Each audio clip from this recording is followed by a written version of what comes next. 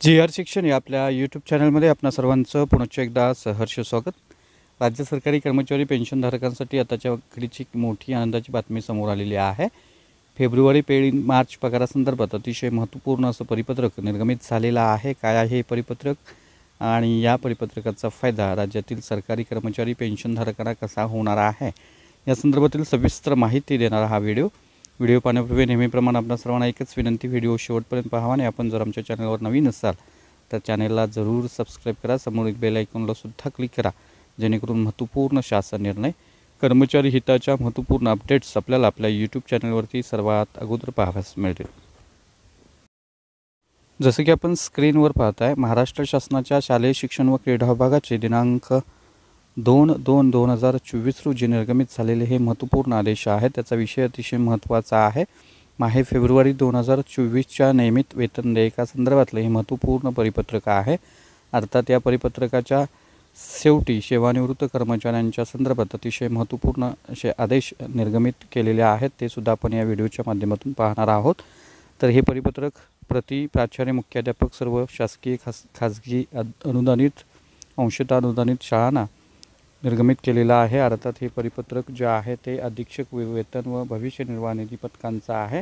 याच्यामध्ये असं नमूद केलेलं आहे की सर्व प्रकारच्या शाळांना माहे फेब्रुवारी 2024चं नियमित वेतन देयकाबाबत कळवण्यात आलेलं आहे आणि या कार्यालयाकडून माहे जानेवारीचं वेतन कोषागारातून पारित झाल्यानंतर सदर देयकाचा कोषागार प्रमाणक क्रमांक जो आहे व दिनांक यांची शालार्थ प्रणालीमध्ये नोंद केल्यानंतर माहे फेब्रुवारी 2024चं वेतन देयक शालार्थ प्रणालीतून फॉरवर्ड करण्यात यावं.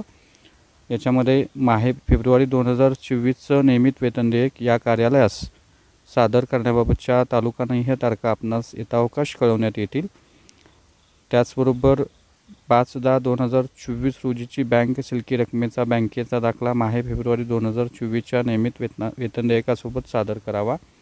त्याचबरोबर माहे फेब्रुवारी 2024 या सन 2023-24 आर्थिक वर्षातील शेवटचा महिना असल्यानं देयकामध्ये व्यवसाय कर ₹300, शासन निर्णय वित्त विभाग 24/1/2023 नुसार अपघात विमा 531 कपातीबाबतची कार्यवाही करावी आणि शिक्षक शिक्षकेतर कर्मचाऱ्यांच्या वैयक्तिक मान्यता, नियमित वेतन श्रेणीतील मान्यता मिळालेल्या आहेत अशा शाळांनी संबंधित शिक्षक शिक्षकेतर कर्मचाऱ्यांचं या आर्थिक वर्षातील वेतन काढण्यासाठी ब्रोकन पिरियडमधून वेतन काढण्याबाबतचं पत्र या कार्यालयास देऊन त्यास या कार्यालयाची मंजूरी घेऊन देयक सादर करण्याबाबत याच्यामध्ये कळवण्यात आलेलं आहे.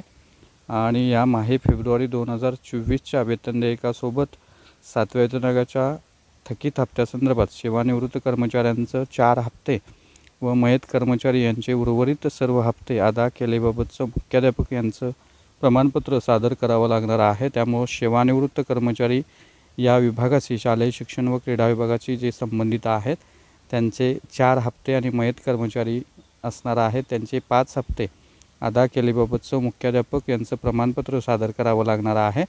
अर्थातच त्यामुळं ज्यांचे प्रलंबित हप्ते आहेत, जे रिटायर्ड कर्मचारी आहेत त्यांचे जे प्रलंबित हप्ते आहेत ते फेब्रुवारी वेतन देयकासोबत काढले जाणार आहे. त्यामुळं निश्चितच त्यांच्यासाठी आणि नियमित वेतन जे घेणार आहेत त्यांच्यासाठी ही आनंदाची बातमी आहे असं आपल्याला म्हणता येईल. तर हे होतं महत्त्वपूर्ण परिपत्रक, महत्त्वपूर्ण अपडेट्स. अशाच महत्त्वपूर्ण परिपत्रकांच्यासाठी, रोजच्या शासन निर्णयासाठी, रोजच्या महत्त्वपूर्ण अपडेट्ससाठी चॅनलला जरूर सबस्क्राईब करा. व्हिडिओ आवडल्यास लाईक करा, शेअर करा. धन्यवाद.